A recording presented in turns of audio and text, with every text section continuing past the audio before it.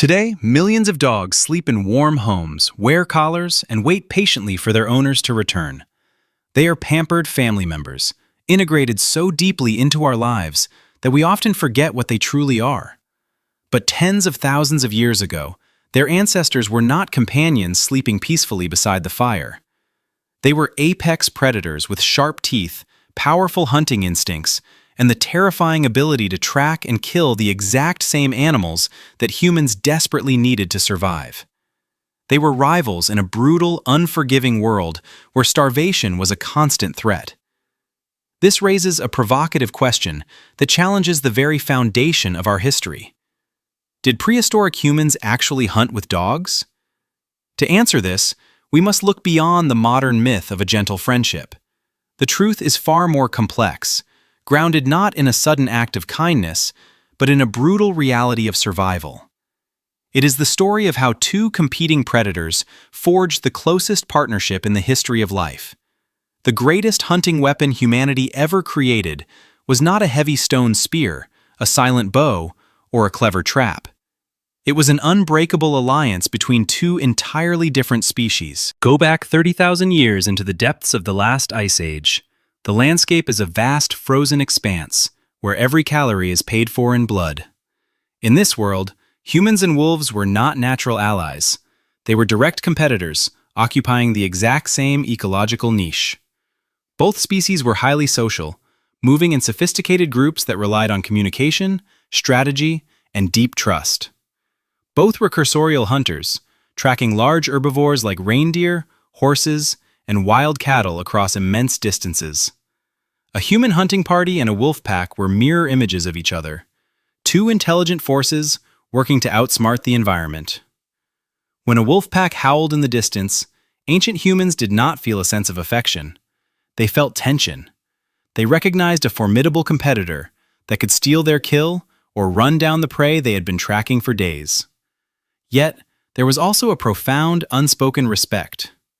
Humans watched how wolves moved, how they surrounded an animal, and how they signaled to one another without making a sound. They were two rulers of the prehistoric night, circling the same fires of survival, competing for the same scarce resources. Then, the impossible happened. The alliance did not begin because a human child adopted a helpless wolf pup, as the fairy tales suggest. Evolution does not work that way. Instead, the relationship began at the edges of the camp, driven by necessity and natural selection. Amidst the harsh winters, certain wolves possessed a genetic trait that changed history.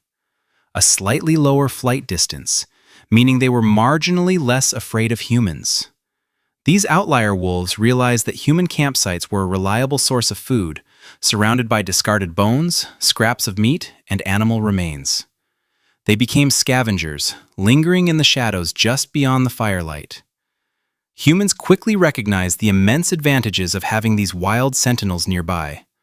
The wolves acted as a natural alarm system, growling at approaching cave lions or rival human groups long before human senses could detect the danger. Over many generations, a profound feedback loop took hold. The calmest, least aggressive wolves survived better because they had access to human leftovers. Slowly, over thousands of years, the wolf began to change. Its behavior softened, its jaw structure altered, its brain shrank slightly as the need for constant hypervigilance decreased, and the first primitive dogs emerged from the genetic crucible. This brings us to the ultimate revolution in human survival. Did these newly evolved dogs actually join humans on the hunt? The archaeological record provides compelling evidence that they did, though the practice varied greatly across different regions and eras. In ancient burial sites spanning from Europe to Siberia, scientists have found the bones of these early dogs interred alongside human hunters, sometimes buried with mammoth bones placed carefully in their mouths. This was not the burial of a mere pet. It was the honoring of a fallen warrior. When humans and dogs merged their talents, they created a coordinated hunting machine unlike anything the natural world had ever witnessed. Humans did not simply domesticate the wolf. They borrowed the wolf's senses. Consider the mechanics of the hunt. A human possesses incredible long-distance endurance and the ability to plan complex strategies. but our senses are dull compared to the wilderness. The dog brought an entirely new sensory toolkit to the team. With an olfactory system thousands of times more sensitive than ours, a dog could detect the faint scent of a wounded deer miles away.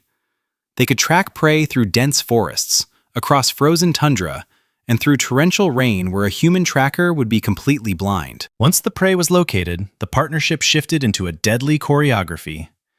Dogs could move with explosive speed, running down fleeing animals and cornering them against cliffs or thickets. They would bay loudly, holding a massive animal like a wild boar or a stag in place, preventing its escape while avoiding its deadly horns. The dogs did not need to make the kill themselves.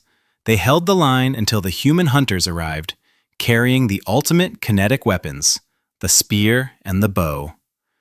This combination was mathematically devastating.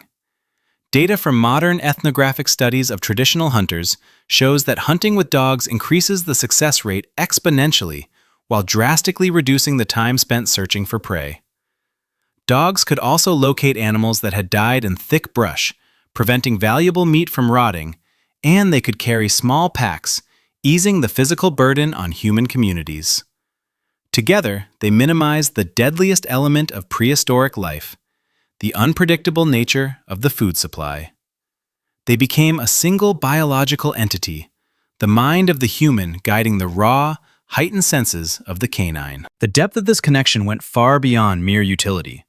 It succeeded because humans and dogs share a rare psychological compatibility. Both species are profoundly cooperative. We both understand the concept of a pack, the hierarchy of leadership, and the importance of working for the collective good of the group. Over millennia, a process of coevolution occurred. We did not just train dogs to understand us. Dogs evolved specific muscles around their eyes to mimic human expressions, allowing them to make intense, emotional eye contact that triggers the release of oxytocin in the human brain, the exact same hormone that bonds a mother to her human child. No other animal on Earth can read human hand gestures or follow a human gaze as accurately as a dog. Simultaneously, human psychology shifted. We learned to read the subtle position of a dog's ears, the tension in its tail, and the specific pitch of its bark. We became attuned to another species, expanding our own consciousness to include the instincts of the dog. It was a cognitive bridge built over 30,000 years of shared campfires, shared victories, and shared grief. Today we look at our dogs and see a source of comfort, a gentle creature that fetches a tennis ball or curls up at the foot of our bed. We have categorized them as companions, breathing life into a comfortable illusion that masks their true origin. But the first dog did not enter the human world as a toy, a companion, or a decoration.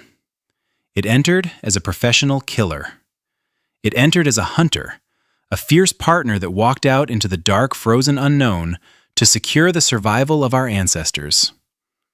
Every time you throw a ball across a green lawn and watch your dog sprint after it with boundless energy, you are not witnessing a modern game. You are watching a beautifully preserved relic of ancient survival.